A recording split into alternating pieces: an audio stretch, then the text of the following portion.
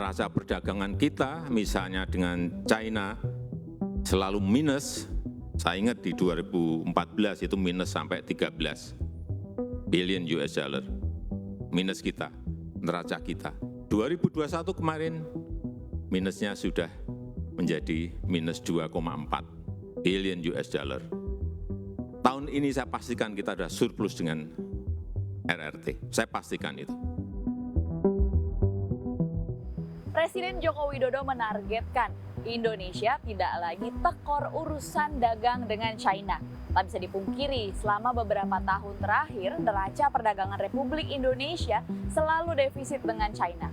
Sebenarnya apa sih yang terjadi?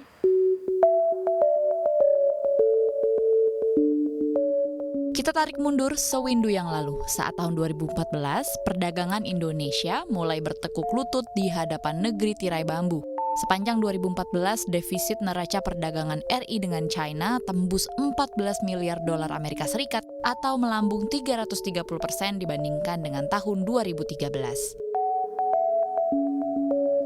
Sejak 8 tahun lalu, Indonesia kecanduan impor barang dari negara China. Seperti misalnya mesin-mesin, besi baja, hingga bahan kimia sampai ke barang-barang plastik. Coba dicek barang-barang milik Anda berapa banyak yang made in China.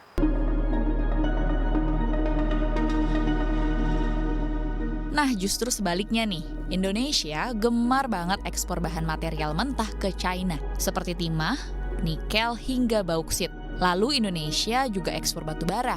Pokoknya Indonesia mengandalkan banget ekspor komoditas mentahnya ke China, yang kemudian China mengolahnya ke industri hilir yang lebih cuan.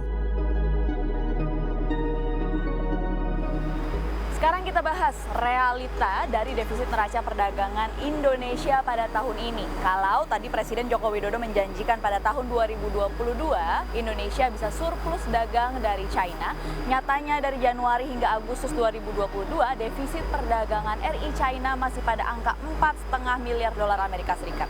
Kira-kira seberapa mampu ketertinggalan ini dikejar dalam waktu yang singkat, hanya 4 bulan hingga akhir tahun 2022 ini?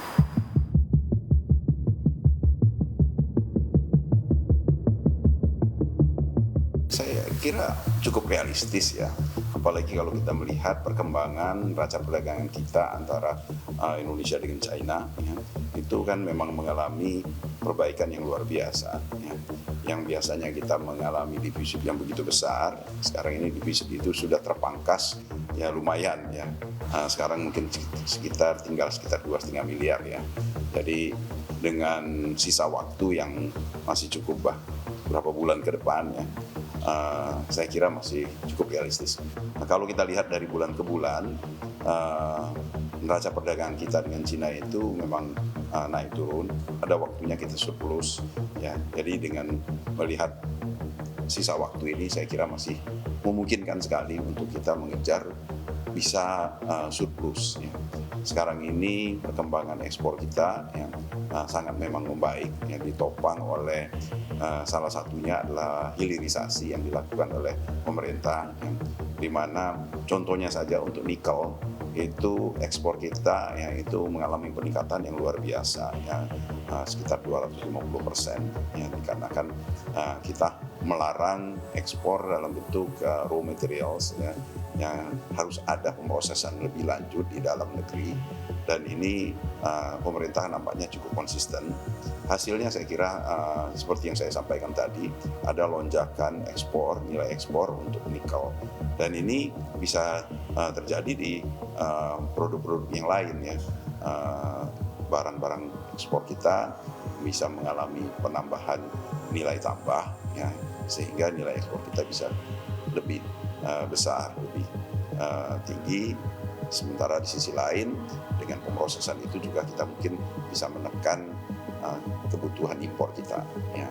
Oleh karena itu dengan impor yang lebih rendah, ekspor yang lebih tinggi, tentunya kita bisa mendorong agar supaya neraca perdagangan kita lebih baik atau bahkan surplus. Ekonomi China sedang tidak baik-baik saja. Perekonomian negara tirai bambu ini diprediksi akan melambat masih karena akibat dari pandemi COVID-19 dan segala pembatasan yang ada. Kira-kira situasi ini dapat bisa menjadi momentum bagi Republik Indonesia untuk mendapatkan surplus neraca dagang dengan China atau malah sebaliknya?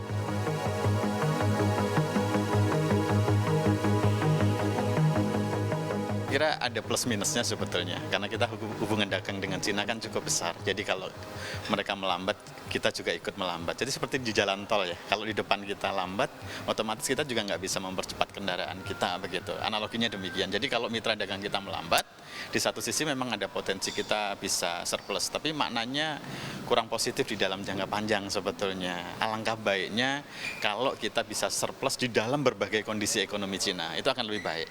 Sehingga yang perlu dilakukan oleh pemerintah adalah melakukan pemetaan kira-kira sektor-sektor mana saja yang bisa untuk membuat itu berkelanjutan. Jangan hanya terjadi di tahun tertentu yang mana terjadinya hanya saja ketika ekonomi growth-nya Cina melambat.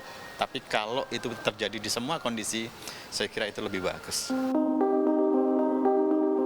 Ada pepatah mengatakan, tuntutlah ilmu hingga ke negeri Cina. Tapi kalau urusan konsumsi, kalau bisa, cintailah produk-produk Indonesia.